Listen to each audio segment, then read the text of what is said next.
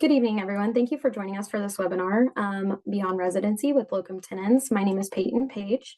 I am the Physician Engagement Coordinator here at PracticeMatch. I will let the presenters introduce themselves in just a minute. I'm just going to give it a couple minutes for more attendees to get on and logged in. But in the meantime, if you're attending this webinar tonight, this will be recorded and posted to our website by the end of the week. Please note that all microphones will be muted. If you have any questions, please feel free to ask in the Q&A in the chat box, and they will answer those as they go and as they see them. So, Rachel, if you want to go ahead and take it over, you are free to. Awesome. Thank you, Peyton. Thank you. We are very excited to be speaking with you all today about locum tenens. And before we get into it, I'll start by introducing ourselves and telling you a little bit about who we are. So my name is Rachel Gundy. I am the Resident Career Program Lead at CHG Healthcare, and my main focus and my mission is to educate residents on the non-clinical parts of their career so they feel prepared and ready once they transition into practice. And joining me today, we have Liz Barber, the brand manager of Locumstory, Denise Taylor, a family medicine consultant at Weatherby Healthcare, and Dr. K, a family medicine physician who took a locums assignment right out of training. And we'll hear a little bit more about her story later on in the presentation. And all of these wonderful panelists will be helping to answer your questions during the Q&A portion of the presentation. So just a little bit more about who we are. CHG Healthcare is the parent company to a family of healthcare staffing agencies that help physicians find permanent and locum tenens positions across the world and nationwide. And last year, we conducted some research to learn more about the non-clinical resources that residents and fellows felt were missing from their training. And many residents explained that they wish they knew more about locums and that it's not really mentioned much in their training programs. So we decided to leverage Locumstory, one of our educational brands, to help arm and empower physicians with the knowledge and resources needed to navigate the world of locum tenens. So today we're going to cover everything from the basics of locum tenens to the financial considerations, and finally how to secure your first locum tenens assignment. Plus, we will have the opportunity to hear from a real locums physician, Dr. K, who will share her journey and answer any of the questions you might have. And then at the end, we will have our main Q&A session where you'll get to ask your questions and we will address all of those at that point. So before we dive in, I'd love if you could join our Slido page by scanning the QR code on the screen, or you can go to the Slido website and type in our code Locums101. And once you get to that page, you'll see two tabs. So there's a tab on the left, that's going to be the Q&A tab, and you'll be able to ask your questions anonymously there and submit them throughout the presentation. And then at the end, we will answer. They'll pop up on the screen, but anonymously. And then there's also an option to upvote other people's questions. So if someone's asking a question and you want it to be prioritized, just upvote that. And then the tab on the right is for our polls. So we want this presentation to be informative, but we also want it to be fun and not boring. So we placed a few interactive polls throughout the presentation to keep it engaging and to help break things up a little bit. So I'll give you all a few seconds. I know I've been talking for a little bit to scan that code, just so you can get it open on your phone. And then this will also be on the other slides too with the different questions, this QR code. All right. So first, I'd love to get to know you all a little bit. Where are you in your medical journey? And I'll give you a few seconds to submit your answers, but these will live populate as you guys answer.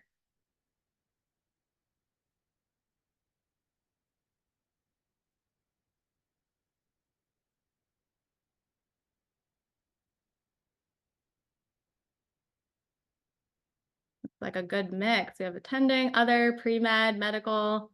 Any residents in the house? Any fellows? A lot of other. Okay, so we have a mix. Looks like, oh, there's some residents. Awesome, guys. So we have a good mix here. And I'm just curious, how familiar are you with locum tenens? I know everyone's understanding of it varies a lot, so I'm just curious to see where everyone stands. Okay, so we got some slightly familiar, moderately familiar. We have a few extremely familiar, which is good.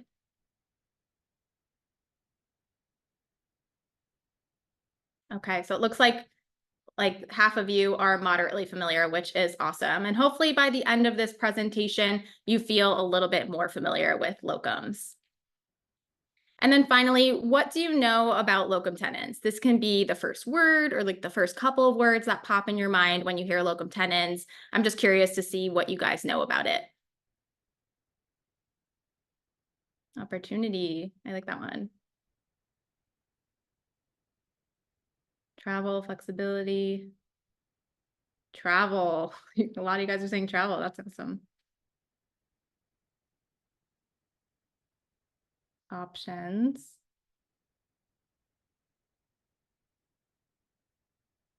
After retirement, good pay. Awesome. And after we go through this presentation, or as we go through the presentation, you'll learn more about what you guys are posting, if it's true, or maybe it's misconceptions, and you'll get to hopefully get a lot of your questions answered. All right, so let's begin by giving you a quick intro into locum tenens. In case you don't speak Latin, locum tenens means to hold the place of, and locum tenens originally began in 1979 as a way to provide physician coverage for facilities supporting underserved populations. In modern healthcare today, these are simply physicians that work temporary assignments across the country and the world. So for example, if a physician goes out on leave, such as like maternity leave, or maybe they're just on an extended vacation, or maybe the facility is just short and they need coverage, this would be a great opportunity for a locums physician to step in. Locums physicians are considered to be 1099 independent contractors, and we'll touch on this more later. And around 7% of US physicians practice locums every single year. Locums has become more popular over the last few decades for a few reasons. One being an increase in physician burnout rates. Locums gives physicians the opportunity to work a little bit differently and gives them more of that work-life balance that they're after. Struggling rural communities continue to be in need of support, and locums allows physicians to give back and help in areas that truly need it. And there are also tons of benefits when it comes to working locums, which we will cover in a few slides. Now, you may be wondering who can practice locums, and physicians can really make locums work in any stage of their career, from right out of residency up until easing into retirement. And there are many reasons this practice type is attractive to each of these groups. So for new physicians, they can use locums to pay off student loans faster or save for really big purchases. They can use it to explore practice settings and employment options, and they could also use it to travel the country and to build their network. Mid-career physicians can use locums to increase their income, or they can use it as a way to supplement their current salary, and they could also use it as a way to reduce burnout. And late career physicians can really use locums to transition into retirement at their own pace. So there's lots of different reasons to work locums at each stage of your career. And if we look to the right, we see that most physicians, around 56%, work locum tenens early in their career, with 13% working locums right out of residency. And here you can see locum tenens opportunities are available for most specialties. And I have the most in-demand specialties listed to the left. And then on the right, you can see that these specialties for locum tenens have stayed fairly consistent over the past 5 years, with an exception of during the COVID time. There was a little bit of switching up, but for the most part, they've stayed pretty consistent. And when it comes to how physicians incorporate locums into their life, more physicians work locum tenens full-time than part-time, but the difference is slight. And about a quarter of physicians have worked both full-time and part-time gigs. And while 39% only work locum tenens exclusively, we see most physicians, around 61%, work locums assignments in addition to an employed position or private practice. So more of that combo. So why work locum tenens? Why are physicians attracted to this way of working? Challenges like burnout, administrative burdens, and a growing patient to physician gap are causing many physicians to look for new ways to practice. Working locums can lead to a more satisfying personal and professional life and remind you of why you got into medicine in the first place. One reason physicians find locums especially attractive is because it gives them the opportunity to supplement their current income or increase their overall earning potential. Working locums also means having fewer administrative tasks, which means you get to focus more on what you love, working with your patients.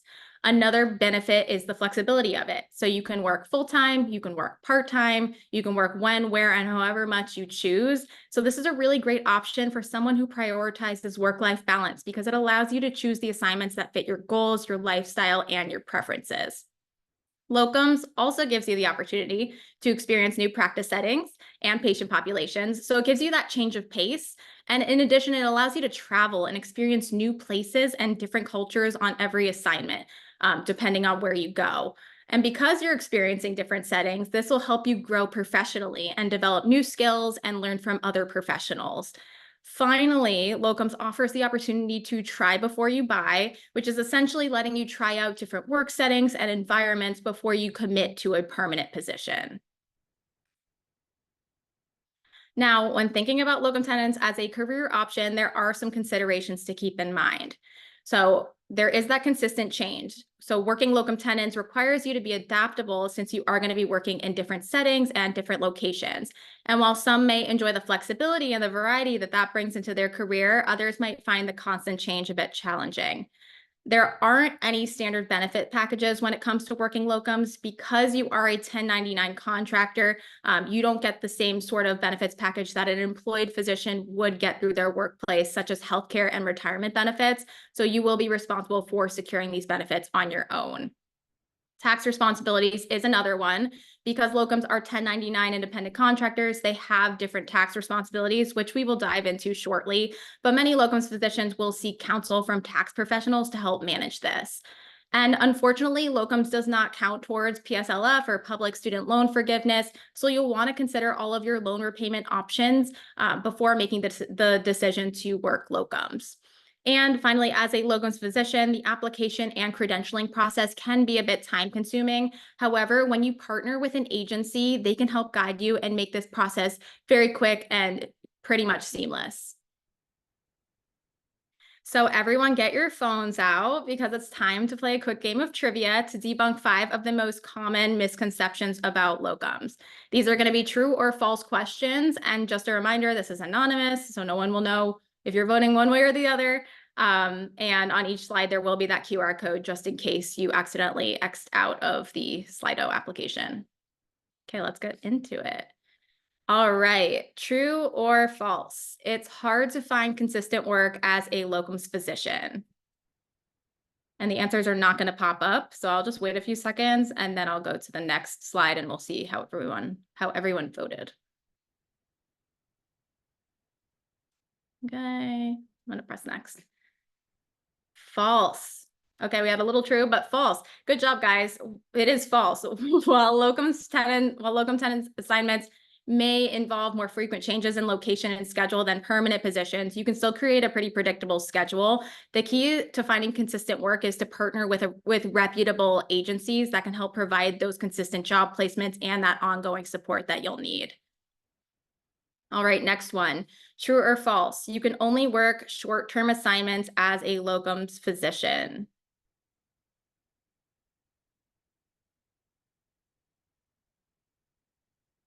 Okay. False. Great job. This is false. Locums offers physicians a variety of assignment types to fit any lifestyle. So although there are plenty of short-term assignments to choose from that only last a few days or weeks, there are also longer assignments that last several weeks or even months. And in addition to these flexible options, there are also opportunities for reoccurring contracts as well. All right, next one, true or false? Locum tenens assignments don't always require travel.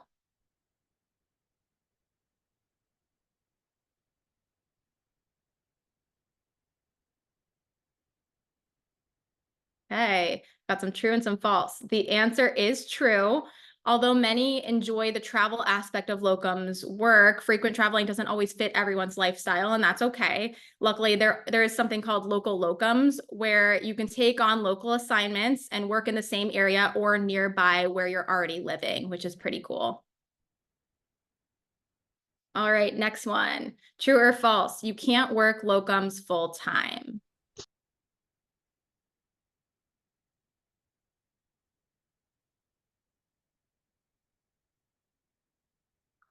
Good job. Most of you guys got it right. It is false. Although locums assignments aren't permanent, a lot of physicians embrace locum tenens as their full-time career, and that's because they enjoy the flexibility and freedom that locums offers them. All right, true or false? Locum tenens physicians provide lower quality patient care.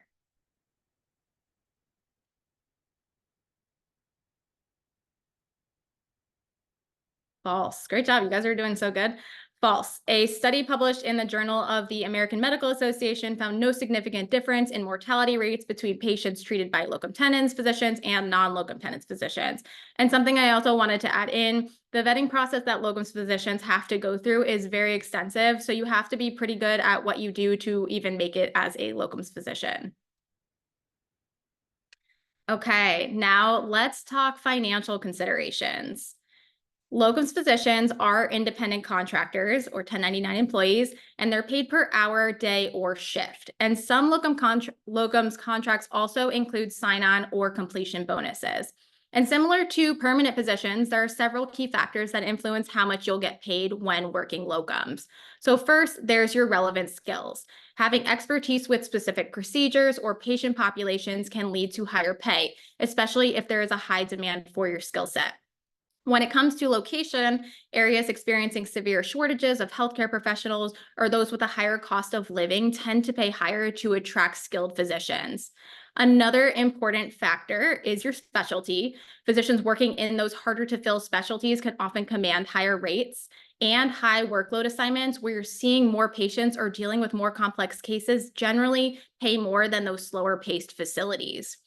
Finally, the type of shift you're working can impact your pay. So weekends, holidays, and overnight or on-call shifts often command higher hourly rates, since those are more of less desirable types of shifts. Okay, now let's talk about taxes and benefits, the fun stuff. As a locums physician, you are responsible for paying your own taxes and coordinating your own benefits, such as health coverage and retirement planning. So when it comes to taxes, it's essential to set aside a portion of your income. Since income tax is not withheld from your paychecks, you'll need to make estimated payments throughout the year. Additionally, you'll need to pay taxes in each state that you work, and this includes both self-employment taxes and state taxes. For health insurance, as a locums physician, you need to enroll in health insurance on your own. It's a good idea to secure supplemental life or disability insurance as well to ensure you and your family are also protected there. And then there's also retirement. Since you won't have an employer-sponsored retirement plan to fall back on, you'll need to set up your own retirement accounts, such as the IRA and SEP plans. It's important to make regular contributions to these accounts to build up your savings, your retirement savings over time. And although managing taxes and benefits as a locums physician may take a bit more effort, it opens the door up to many opportunities. So as an independent contractor, you have the ability to claim various expenses such as travel, meals, work supplies, continuing education, and there's a lot more. And this can significantly reduce your taxable income. Managing this can feel a little bit overwhelming at times, so we do recommend using a CPA to guide you through this process. And when it comes to health insurance, this gives you the flexibility to choose the coverage that's ideal for you and your family. Additionally, you can maximize tax advantages by enrolling in a health savings account plan. And when it comes to retirement, by taking control of your retirement planning, you can maximize many tax advantages. You have the freedom to choose your investment strategies that align with your financial goals, and you might even consider setting up a business entity to further maximize the benefits of your independent contractor status. Okay, now let's finally dive into the essential steps that you need to take in order to get started with your locums career. So first off, it's important to do your own research and ask yourself a few questions to see if locums make sense for you. So here are just a few questions you can kind of ask yourself to get yourself thinking. Do you want more flexibility and control over your workload? Do you enjoy travel? And does your personal situation even allow for travel? Do you want to expand your skill set and your professional experience? And do you thrive in changing environments, or is that not your thing and you more prefer a sense of routine? This is also a time that you can talk to other physicians who've gone the locums route. Be sure to ask a lot of questions to make sure this is what you truly want and to ensure you feel confident navigating this process. And once you've decided locums is the path for you, you'll need to decide how you're going to seek out opportunities. While it's possible to work locums on your own, it can get a bit complicated. You'll be responsible for creating business connections, negotiating contracts, and coordinating all of the logistics. The other route, which is a little bit more common, is partnering with an agency, which can offer many benefits that streamline a lot of these things and make the process much more seamless and easy. There are a few benefits that come with working with an agency. So first off, agencies provide you access to a very large network, and they connect you with job opportunities across the country and across the world. They also hold a lot of negotiating power and will help you negotiate on your behalf, ensuring that you receive the contract terms and competitive compensation that you're looking for. Agencies also offer legal protections, ensuring that the contracts that you are working through are legally sound and protecting your interests throughout your assignments. And they also manage licensing and credentialing, making sure they're saving you time and ensuring you're compliant with state regulations. Agencies also handle and cover your travel arrangements and logistics and simplify that process when you're relocating to your assignments. And when it comes to malpractice insurance, agencies will usually cover physicians while they're on their assignment. Most reputable agencies will even offer tail coverage to protect you in perpetuity, even after your assignment is over. And lastly, agencies offer ongoing support throughout your entire locums journey, from your assignment placement to post-placement assistance, ensuring a smooth experience and addressing any concerns as they pop up along the way. Okay, time for more trivia. Are you guys sick of it yet? Just kidding. Time for more trivia. Let's debunk 5 of the most common myths about locum tenens agencies. Everyone get your phones out. Okay. First one, true or false? Locums agencies make you sign binding contracts with them.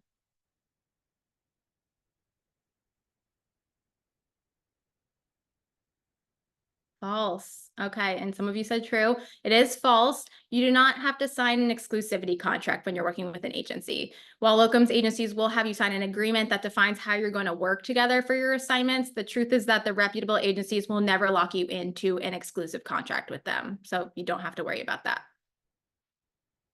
All right, next one. True or false? There's no cost to doctors to work with an agency.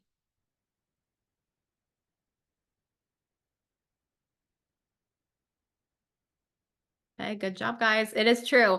The reality is that locum tenens agencies only get paid when you show up to work your assignment, and these fees are paid by the employers to the agency. So nothing comes out of your pocket. You do not have to worry about paying a cent. All right, next one. True or false? Doctors earn industry standard rates with agencies, if not more.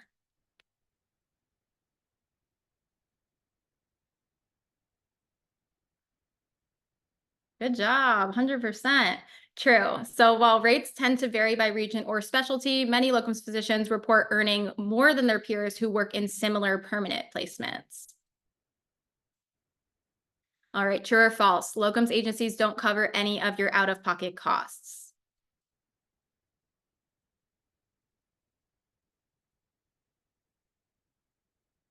False. Good job. Another 100%. Good job, guys. That is false. Locums agencies pay for travel, housing, malpractice, and more. Ultimately, a good agency excels at reducing the amount of legwork that you need to put in to work locums. They want to make your life as easy as humanly possible. All right. Now, when it comes to picking your agency, it's important to realize that not all agencies are equal. Some excel with specific specialties or in specific regions, while others offer a broader industry reach. And here are just a few considerations to keep in mind as you are evaluating your agencies.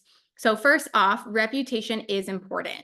Check out an agency's reviews and ask for input from colleagues, from friends who've worked with them to learn more about the agency.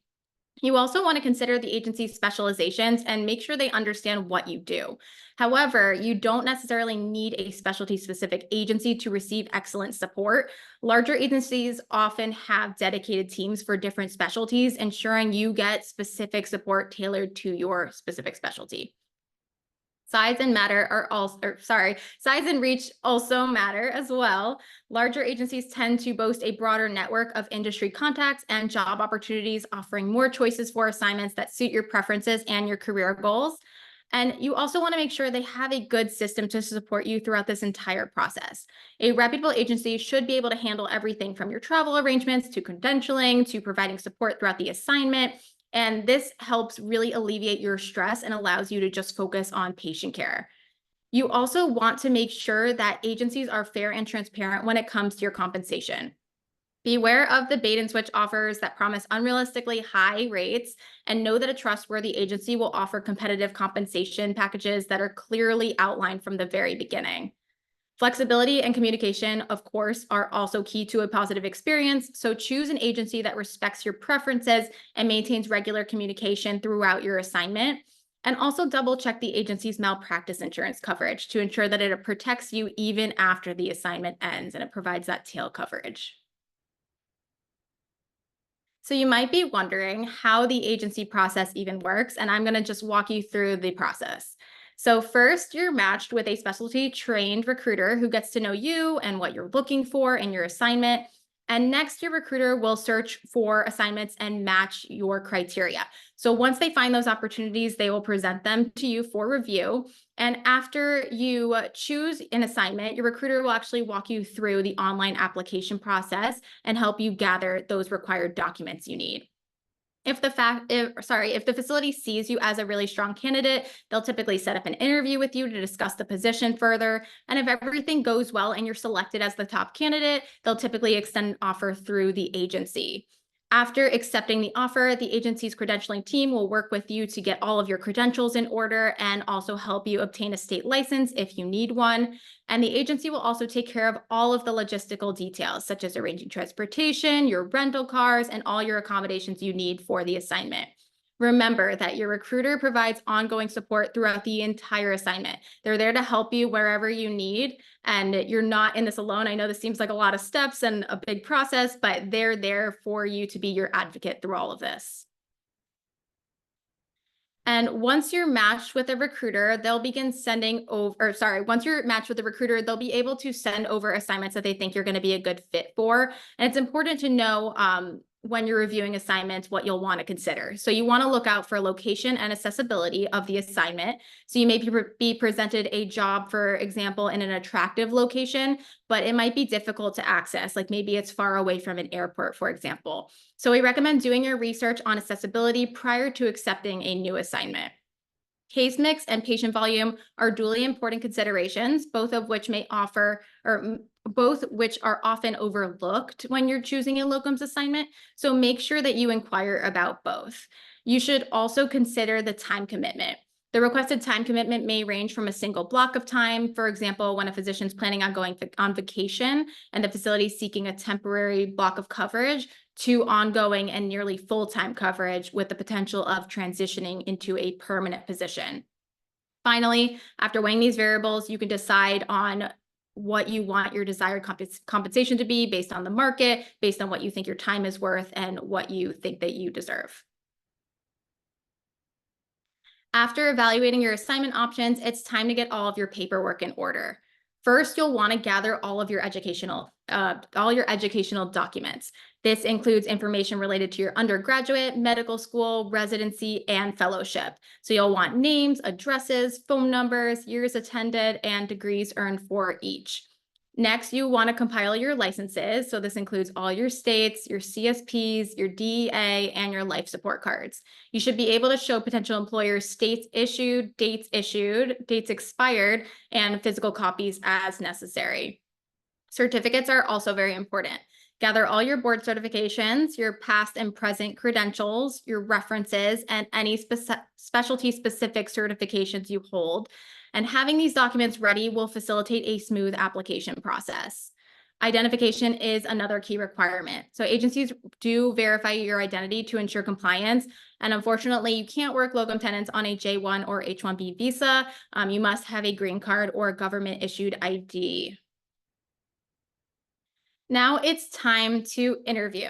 Interviewing is a unique set of skills that we don't use every day, so it can feel a little bit intimidating. But to prepare for your interview, you want to make sure that you research the organization. You want to learn about their leadership, their mission, their values, any recent accomplishments or big projects they've completed. You want to look into the overall reputation and how physicians are liking it there. And you also want to do some research on the location because you're going to be staying there. So you want to make sure it's somewhere you would want to live. You also want to practice you also want to practice answering commonly asked questions. This is going to help you feel more comfortable talking about yourself and help you determine what parts of your professional life you want to highlight. But also remember, you are getting to know them as much as they are getting to know you. So make sure you have your own questions to ask and make sure they meet your needs as well.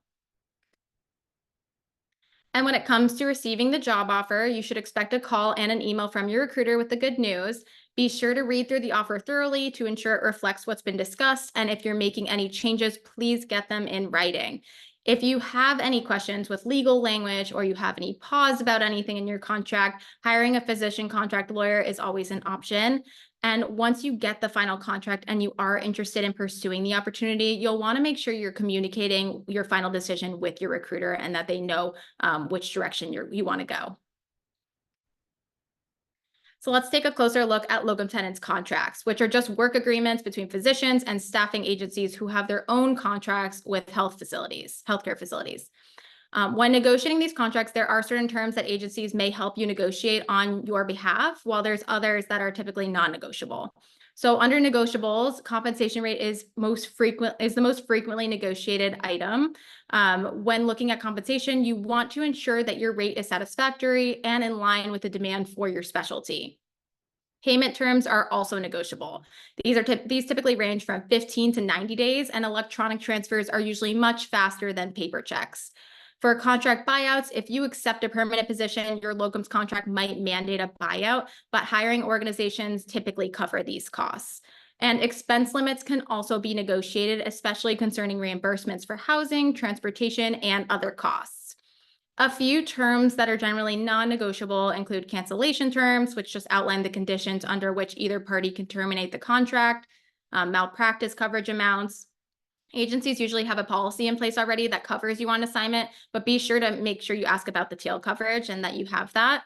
And indemnification policies and your independent contractor status provide legal protections for all parties involved and are generally standard across contracts.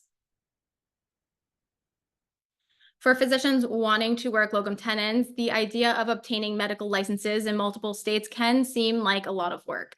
And however, if you're serious about locum tenens as a career option, taking the time to get licensed in the states where you want to work is well worth the investment. So you first want to make sure you understand the state requirements. Each state has their own licensing requirements and their own processes, so be sure to familiarize yourself with the specific requirements for the states that you plan to practice in. For documentation, boards require copies of all certificates, university transcripts, and other records, so it's helpful to have these items already copied or scanned in electronically. If you are eligible, you'll want to apply for expedited licensure through the IMLC or the Interstate Medical Licensure Compact. There are currently 40 states and 1 U.S. territory currently accepting applications for expedited licensure through IMLC, simplifying the locum tenens licensing process significantly. And you can also apply for the FCVS, which is the Federation Credentials Verification System. This is a fast and convenient service offered by the Federation of State Medical Boards that stores your verified education information and can be sent to multiple state medical boards. Most locum tenens providers can expect to need a new DEA license to go with their new state license. And once that's obtained, it's typically easier to transfer these for future assignments without impacting your current assignment. And most importantly, remember to start early and be patient. The licensing process can take several weeks to months. So a good rule of thumb is to apply for a license 90 days in advance of the assignment to make sure you're just giving yourself enough time. And when it comes to arranging accommodations, generally speaking, a locums agency will pay for certain travel logistics for your assignment. So they'll cover standard airfare, your rental car, your mileage, and your housing. And on the right, you can see we have more comprehensive travel and housing guides with more information, and we'll be sending all these links out later after the presentation. And just a few final tips for your first locums assignment. You want to make sure that you get organized. Keep important details like your location, your schedules, and your contact information in one place. Ask questions. Make sure you clarify your role, your responsibility, and your schedule, and make sure you understand a facility's expectations and requirements. Stay flexible, being willing to adjust your schedule if needed, and remaining open-minded about new people and work environments is crucial, and it'll make your life a whole lot easier. Communicate effectively. Obviously, this is like a given. Stay in regular contact with your recruiter and facility colleagues and address any concerns promptly. Be professional, of course. Punctuality, positivity, and professionalism will go a long way towards establishing a good reputation. And of course, most importantly, take care of yourself. Your first few assignments may feel chaotic at times, but rest, exercise, and proper nutrition may help manage that stress and maintain your overall physical and mental health. And we know that the world of locums can be confusing, but we are here to make it easy. So here are just a few more additional resources. And again, that will be in that resources document that we send out after the presentation. So now we are moving into a portion of the presentation that I am very excited about. You're going to meet a real locums physician and you're going to get to hear her story. So meet Dr. K. She is a family medicine physician, and she decided to work locums as her first job out of training. She actually completed residency last year in 2023, and she's currently on assignment in Philadelphia and working with Weatherby Healthcare. Dr. K is also a content creator who shares motivational and educational content about her physician journey. And if you want to follow her, her handle is below, Dr. K Doe on Instagram and TikTok. And now let's welcome Dr. K as we hear more about her story and how she got into locums. Welcome, Dr. K. Hello, everyone. Thank you so much for the introduction. So excited to have everyone here and familiar faces and new faces. So thank you for that. But yeah, I just finished residency last year, and I was introduced to locums by a friend who was working at the clinic that I was doing residency at. And because I was moving states, I was actually kind of nervous to start over at a new place, and I also wanted flexibility with my family being back home in Texas. So I looked into locums. I was told about it, and then I looked into it, and I thought it was a perfect fit for me. It provides the flexibility that I really was looking for, and also the chance to experience different settings. And like she just went over just now, Rachel did, the chance to negotiate and the chance to ask for different situations is really awesome. So I've been working with Denise. I got in touch with her actually the year I graduated, so 2023, early 2023. And believe it or not, it took a while for me to find my first assignment. And I want to talk about some things that I didn't do right. So hopefully everyone who's on this session can learn from that. The first thing is that I wasn't ready with my license on time, because I was honestly expecting the typical like 1 to 2 month turnaround. I thought, okay, I'll finish residency, I'll take a couple months off, and then I'll go have my license and be ready to work. Well, it doesn't work that way, because a couple of things. I went through the IMLC, like Rachel mentioned, and it took a while to get verified, but it's a great resource because it does kind of standardize your credentialing so that when you do license in a different state, it's an easier process once you're in the system. But getting the system takes a while. So believe it or not, it took me almost 3 to 4 months to get my first license. And Denise was really patient through all of that. We literally touched base, I think, in like May or June. And then like we touched base every month until I got my license. And during that time, she was just like waiting on my license to come in, but sending me job opportunities. And during that time, we got to really figure out what kind of job I was looking for. And so she really got to know what I wanted. And, I got to know that she really was, who she was, and she was understanding what I wanted. So we were a good fit, and I stuck with her, and ended up working out because once I got my license, within I think it was like a few weeks to a month, we found my first assignment, and maybe even sooner than that. I don't remember exactly the timeline, Denise, but yeah, it was pretty quick.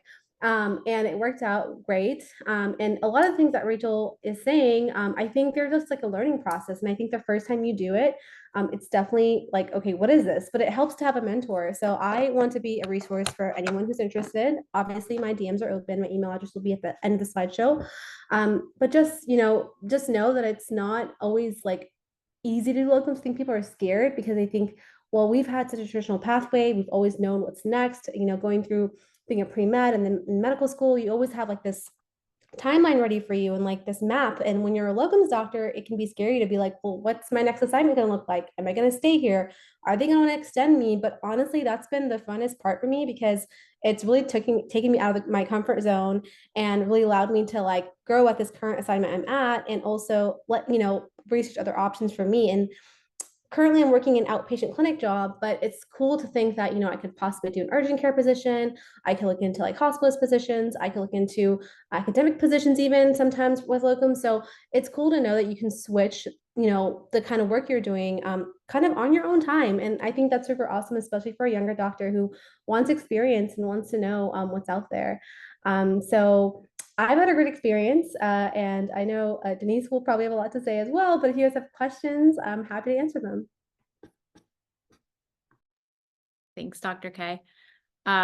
That's awesome. I loved hearing your story. And if you guys have questions, feel free again, put them in the chat or put them in the Slido app because now we are going into our Q&A session.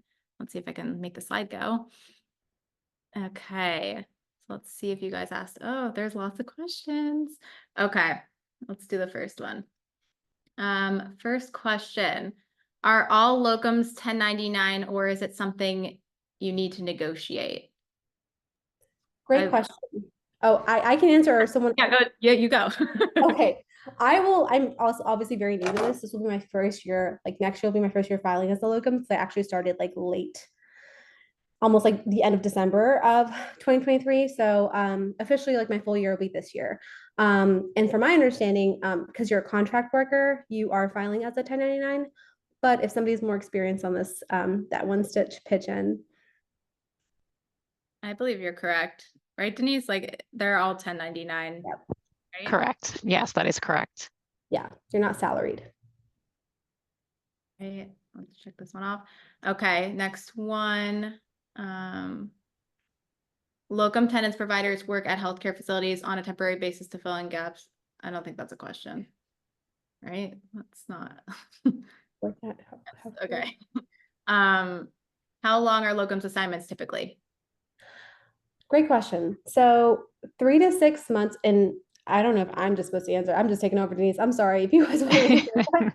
Go ahead, Denise. Well, it depends on the specialty. With Dr. K, she's working, as she said, family medicine. So our assignments for family medicine typically run anywhere from 3 months up to years. We've had doctors working for us for years. I have another doctor working, I think she's on her third extension.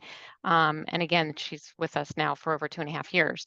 So it can vary per specialty. And then like obviously hospitalist, 2 weeks on, 2 weeks off. And again, with Weatherby per se, we have over 30 specialties. So then they all vary within that gamut of, the length of the assignment. Thanks, Denise. Okay. Is it recommended to work with one locums agency or multiple companies to consistently be employed? Do you guys want to jump in? Or I've heard that it's good to work with a few.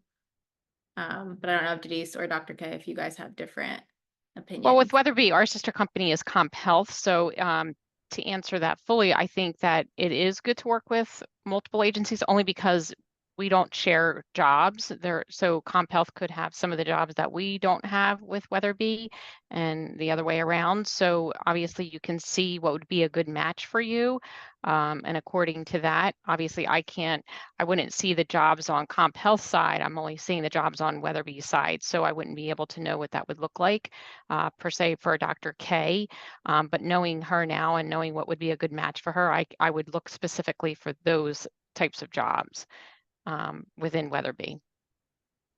Yeah, the other thing I would add in this one is your relationship, not just with one agency, but with the recruiter that you're working with is also really important. So, when you're first starting out, you might connect with multiple agencies and just really find that recruiter that understands what you're looking for, your wants, your needs, that you can build a nice rapport with, and that can determine, if you click with multiple people and you want to work with multiple agencies, or if you find your one recruiter that's got your back and you want to work with one, it's kind of your preference too.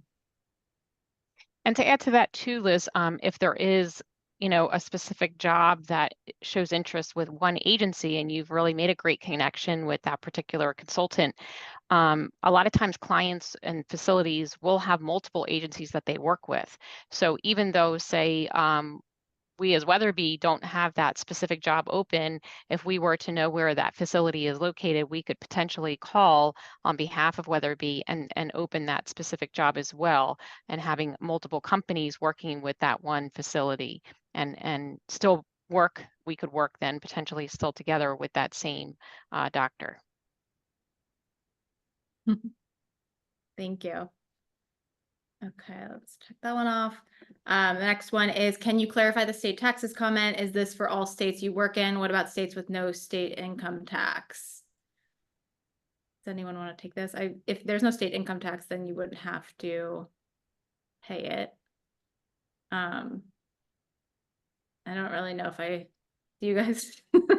I just always advise my physicians that I work with to seek, obviously with your financial advisor, and let them know specifically that you will be working locums or that you are considering working locums, so that you would, one, want to know that you're working with a financial advisor that is familiar with locums and the advantages of your tax benefits with working locums as well.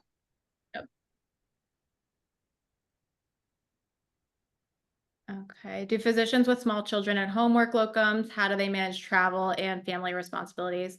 There's actually a great resource that you guys can answer, but there's actually a great resource that we're sending out about how to work locums with a family. So that would be good. But if any, Liz or Denise or Dr. K, if you guys have. It's a great question. And yes, to answer that, we do have doctors. I have a doctor right now. She actually is a FMOB. So she does 2 weeks on, 2 weeks off. She has a teenage son. So they're very familiar that mom is going to work, and that's what her 2 weeks is going away and working at various states to do that. So it depends again on the doctor, on the specialty, I would say, but I think that that's probably recognized within the family unit if they are going to be traveling like that with small children. And then really young children, they can travel obviously, because then we can house the whole family with small children and accommodate within an Airbnb, a 2 or 3 bedroom, whatever that looks like, that would accommodate a whole family as well. Yeah, I would also add one of the benefits that we often hear physicians talk about that do locums and have, whether it's small children or just family that they're looking to spend time with, is there's a really nice separation that they can create with locums. So Denise gave a great example. When they're at their locums assignment, they're focused on work, but when they're at home, they can really focus on being with their family and spending that time with them. If you think of the average doctor's schedule, you might physically, be at home, but maybe you're getting home really late. You've already missed your children's bedtime, and you might be physically there, but you don't necessarily have the same kind of focus as if, you didn't have to worry about work or call or things like that. So that's something else that we've heard from other physicians. It's really nice to kind of have that separation. When you're at work, you're there, and when you're at home, you can just focus on spending that time with your family. Yeah, and I think Dr. K can add to that too. I think that's what I was going to say, Dr. K. I think you can add to that too, as far as charting and after hours and things like that. Yeah, and Denise is familiar too with my situation. It's not with children, but I do have like family responsibilities going between Texas and where I'm at now. So I think like my take on this is 2 things. One is that locums is not always like, it doesn't require you to travel and live somewhere else. You can drive an hour away. You can drive, even like if you work few shifts, like an hour and a half away for like 3 days a week and still be a locums doctor, right? Like locums is not always that you have to leave home and get accommodation somewhere else.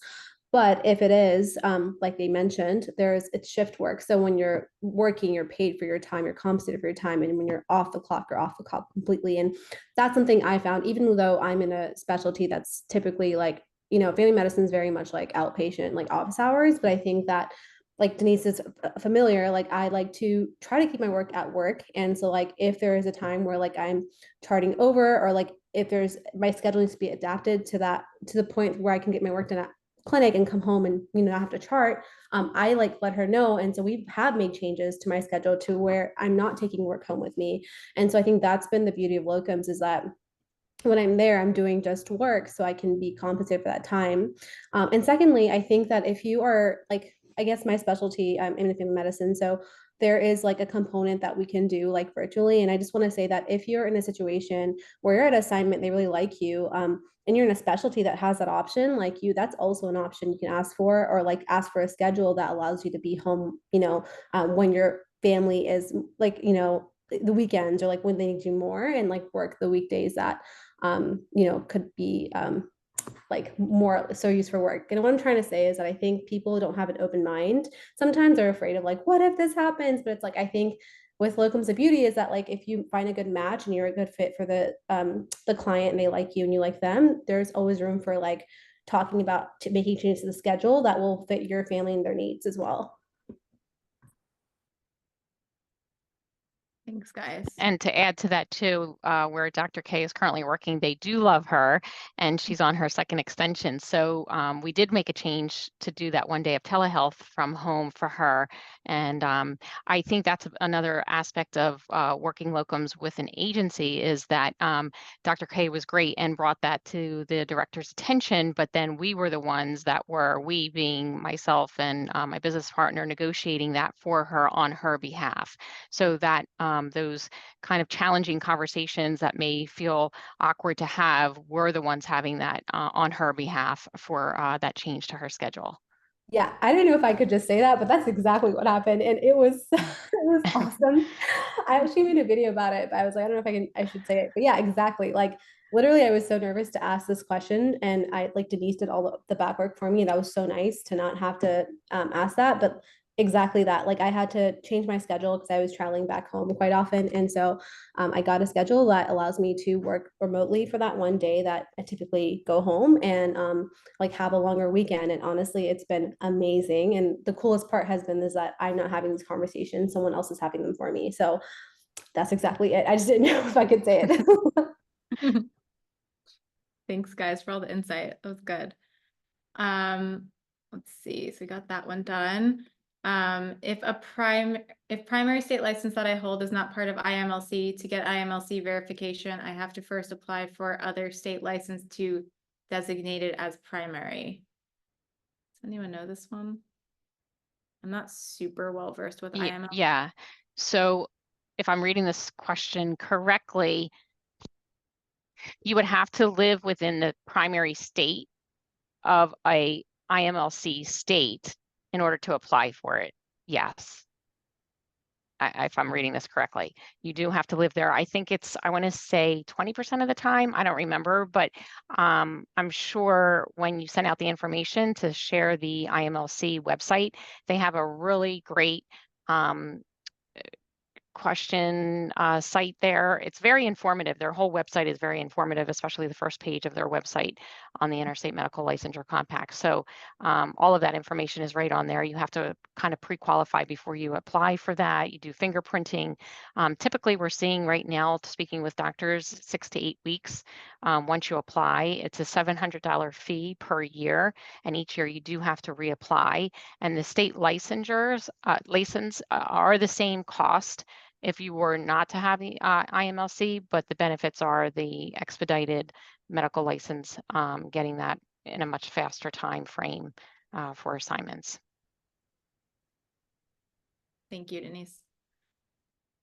And who won the gift card? Oh, this is probably, we ran like internal brand promotions where we were for registration running gift card, like a gift card, why can't I raffle? So whoever this is, you'll find out in the next few days. We just have to look at the registration list and then run it through one of those generators that picks someone random.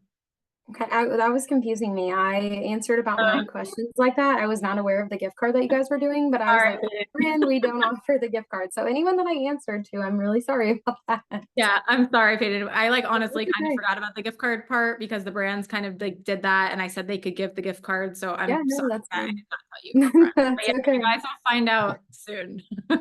Hopefully, I'll try to run it this week, and you'll find out via email. Okay, next one. I'm a 4th year resident. How early should I start looking into locums?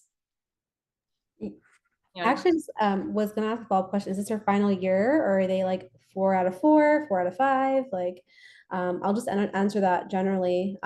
But typically your last year of residency, like the winter of, I would say like look into it and get your start on your licenses, because those can take much longer than even it says online. It's different for every person. So you don't want to be in my situation where like I was unemployed unwillingly for like 6 months. It was nice, but not having income and having like a lot of debt is not fun. So if you're in that situation, or if you don't want to be in that situation, apply, get ready like that winter, like January before you graduate, and like start applying for those, at least those licenses. Look into the IMLC, and I went for the FBC, like the federation, you just said earlier. Yeah. What is it FBC something?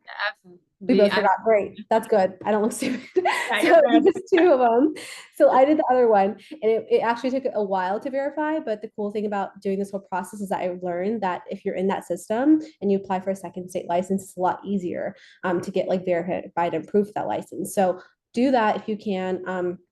At least 6 months before you graduate, because like it's nice to take time off, but it's nicer if you're doing it like voluntarily and you have a job lined up versus if you're just waiting to get a job. And I think that like anxiety, I don't recommend to anybody. So if you're fourth year, going to graduate next year, look into it like winter of this year if you can. And I would say like try to find like a recruiter you trust and can build a connection with, so that they can be on the lookout to know what you like as well. And that so that when you're graduated, you have something lined up. And one thing I noticed, and I guess Denise can verify this, but like jobs do open up like all the time. So like though you may have your license ready, you may not find your exact job like maybe a month or two before you're supposed to start, right? And that's okay. You have to be ready for that. And I'll let Denise comment on that part of it. Right. And I think also too, to Dr. K's point, is just building that relationship with a consultant. And for me, I would rather have conversations like 6 months before a provider is out of residency, so that I'm familiar with what you are looking for. And not only if there is not a job open, but knowing the provider really well. We do something called like reverse market a physician. So if there's a certain state that you want to be in, and even a certain area within that state, and we don't have a job open, Weatherby's been around for over 24 years. So we've established relationships with many clients and facilities throughout the nation. So 9 times out of 10, we've probably worked with a facility within that region. We may not have a job open at the time, but we could then potentially reverse market the physician to that site and open a job specifically for that doctor. So that's something to think about as well, building that relationship with a consultant that you feel comfortable with and can trust. Awesome. Our next one, I've heard of locums in New Zealand. Is that a possibility? Yes. Global medical staffing. That's one of CHG's, we're the parent company, but one of the child companies is Global Medical Staffing, and they actually staff across the world, and New Zealand is one of the locations that they staff at. So yes, that is an option. Okay. And can residents work locums if they're independently licensed? Is that like independent contract? I don't understand the question. Independently licensed. I'm not sure I understand that I think they may question. mean like when they're still in residency and like they're not graduated yet, but they're licensed. I think that's what they're referring to, Yeah. like certified yet. We can work with doctors and start looking for opportunities if you're board certified, but you would have to be completed the residency program before we can then place you on assignment.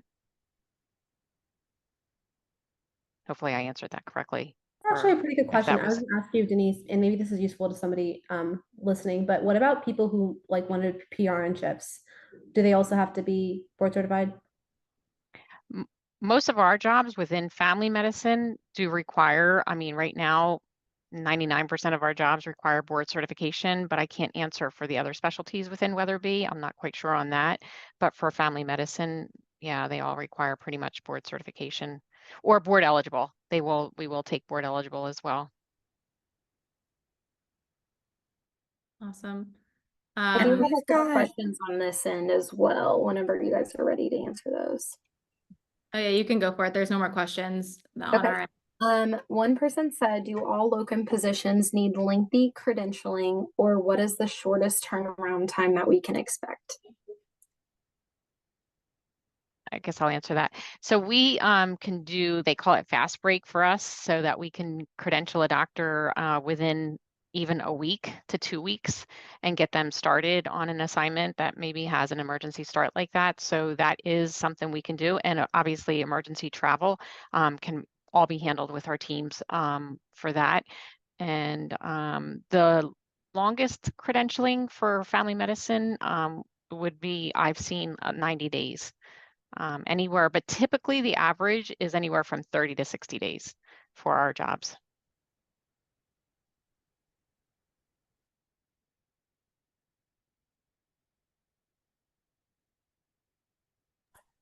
I muted myself while you were speaking. I Sorry. was like, wait, why isn't it working?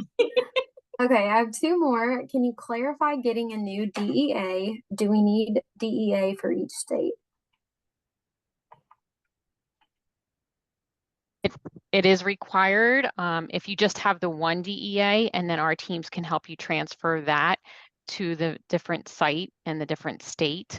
And I believe it's two that, or actually you can have more than one, or more than two, but typically the doctors that I've worked with, the most they've had is 3, but they were doing urgent care shift coverage and go into multiple states and picking up blocks. So they would need those additional DEAs. But if it is that you're working in one state like that and have it, and then getting another job, we can help you and assist you with getting that DEA address change.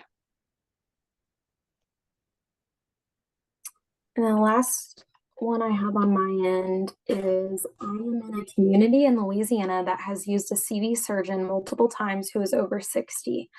I am an interventional cardiologist who may transition to locums, and I'm 64. Do you have upper age limits? No, not at all. No, I've worked with doctors in their 70s, very spry, very energetic. So there's no discrimination on age, I would say.